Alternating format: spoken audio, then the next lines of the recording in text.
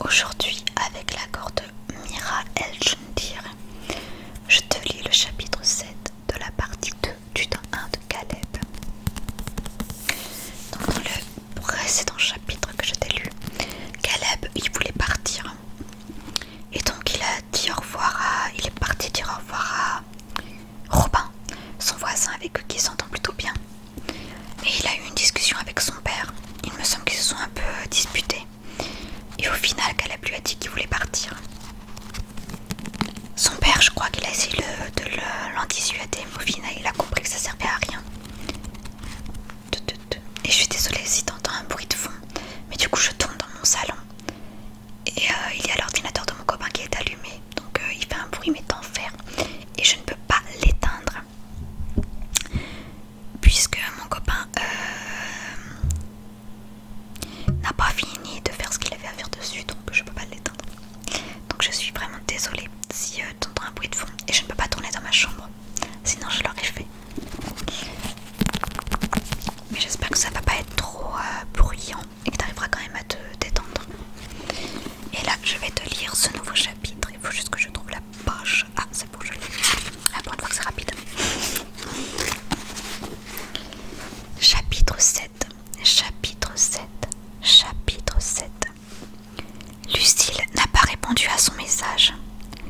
Peut-être mieux comme ça. La méthode n'est pas des plus courageuses, mais elle a le mérite de lui épargner les pleurs et le chantage. Il doit apprendre à se préserver du chagrin d'autrui. C'est donc la conscience tranquille que Caleb se dirige vers le cybercafé. Puisqu'il a pris la décision de partir, il n'a pas à mêler son père à sa quête, de près ou de loin. Ne sachant pas recommencer, Caleb s'oriente à tout hasard vers les sites dédiés à la recherche de personnes disparues. Il dépose quelques messages ici et là, en évoquant le peu qu'il sait de sa mère et de ses conditions de naissance. Une bouteille à la mer, sans grand espoir. Puis, par dépit, plus que par réelle envie, il se connecte de nouveau au forum EDV. Cette fois-ci, Survivor ne s'enfuit pas en le voyant rejoindre le chat, mais c'est Vulcan qui le contacte.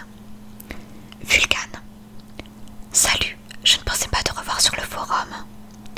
Caleb. Salut, tu parlais de drague l'autre jour. C'est quoi ce délire?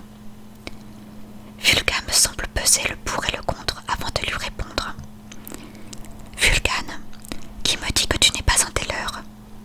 Caleb, de qui tu parles? Vulcan, je ne te fais pas confiance. Caleb, pourquoi? De quoi as-tu peur? Vulcan, tu prétends être un empathe. Prouve-le-moi. Caleb éclate de rire. C'est bien la demande la plus dingue que Vulcan pouvait lui faire. Caleb, comment? Vulcan, tu as un smartphone? Caleb, oui. Vulcan, alors voici ce que tu vas faire. Tu vas entrer dans la station de métro la plus proche.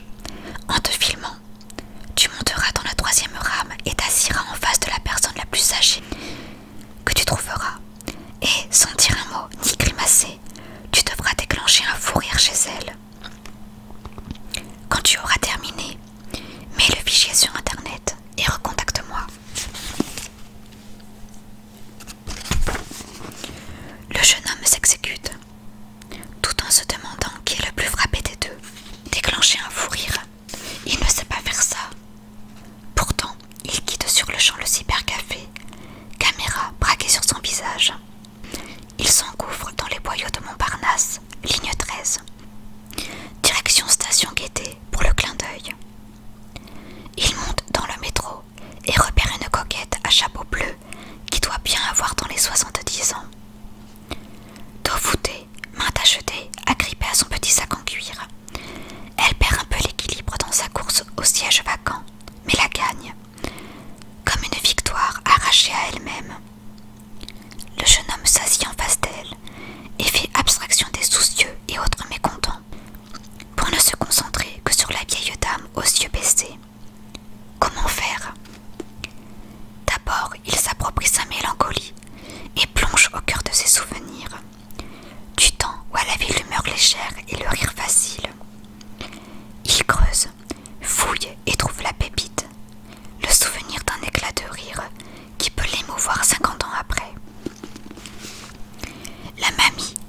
léger sourire, pommettes rosissant sous le maquillage un peu trop appuyé.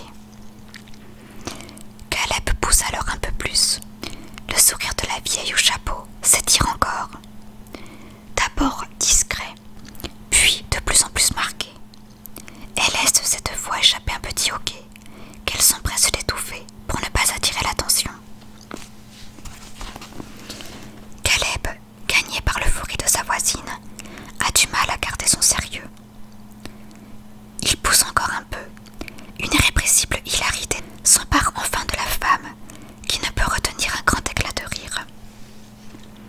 Renonçant à chasser une sensation aussi délicieuse, elle s'y abandonne sans scrupule, ne se souciant guère de passer pour une démente. Caleb éclate de rire à son tour, à gorge déployée. Les deux ne peuvent plus se regarder dans les yeux sans repartir pour un tour, comme s'ils étaient de vieux amis. La contagion gagne quelques usagers qui font des efforts surhumains pour ne pas se laisser aller aussi bruyamment. Mais comment résister à l'envie de rire? C'est des larmes de joie au coin des yeux qu'il quitte la rame à la station suivante. Pendant cet instant de grâce, il a fait oublier à une vieille dame sa solitude, ses rhumatismes, le spectre de la mort. Son cœur se serre de bonheur. Il a donc aussi la possibilité de faire le bien. De retour au cybercafé, il uploade le fichier vidéo et attend la réaction de son correspondant paranoïaque. Vulcan. Pas mal en effet. Dis au stade 3. C'est suffisant pour que je te fasse confiance, je suppose. Caleb. Un stade. Il y en a plusieurs. Vulcan lui apprend qu'il existe 3 niveaux de maîtrise de l'empathie. Vulcan. C'est comme ça pour tous les dons. Chez l'empathe, le premier niveau se divise en 5 étapes. Au stade 1, il ressent les émotions des personnes qui l'entourent.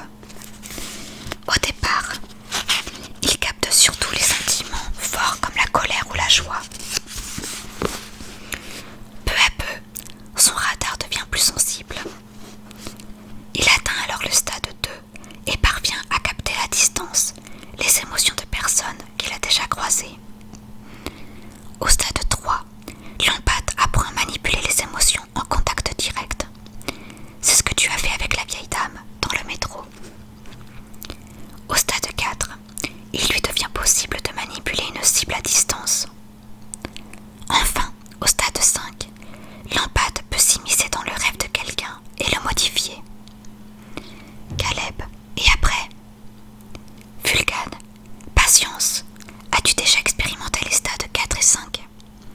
Caleb, non. Caleb ne se sent pas prêt à tout raconter sans contrepartie. D'ailleurs, rien ne lui prouve non plus qu'il peut faire confiance à Vulcan. L'occasion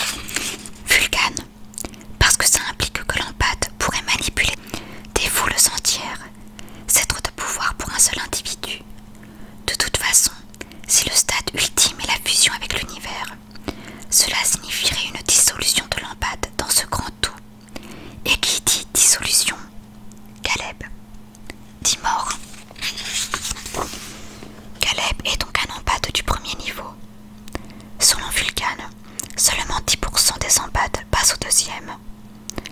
En général,